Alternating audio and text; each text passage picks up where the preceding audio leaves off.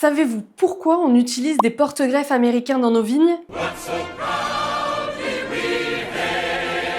C'est vrai que c'est assez particulier. En réalité, la plupart des vignes françaises, et même je dirais du monde entier, sont des plantes, disons, hybrides. Le haut de la vigne est bien un cépage européen, donc on retrouve le pinot noir, on retrouve le cabernet, le grenache, etc. Mais les racines, elles, viennent des États-Unis et tout ça est complètement volontaire. Donc pour comprendre, il faut remonter à l'une des plus grandes catastrophes agricoles de l'histoire. Nous sommes en 1863, le vignoble français est à son apogée, le vin coule à flot, jusqu'à ce qu'une maladie inconnue frappe silencieusement les vignes. Les ceps dépérissent les uns après les autres. En quelques années, c'est l'hécatombe. La quasi-totalité du vignoble est ravagée. En 20 ans à peine, la France perd l'essentiel de sa production. Des milliers de vignerons abandonnent leur métier, c'est ce qu'on appellera alors la crise du phylloxéra.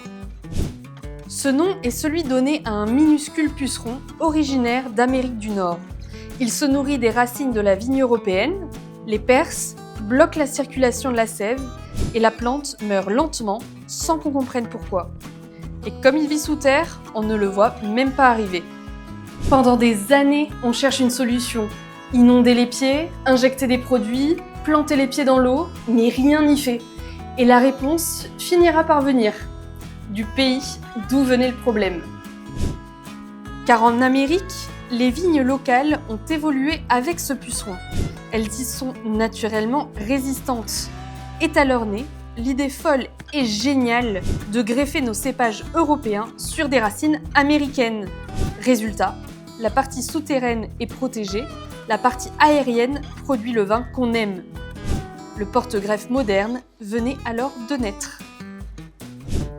À partir de 1880, toute l'Europe se met à planter des vignes ainsi. Mais remplacer un continent, ça ne se fait pas en un claquement de doigts.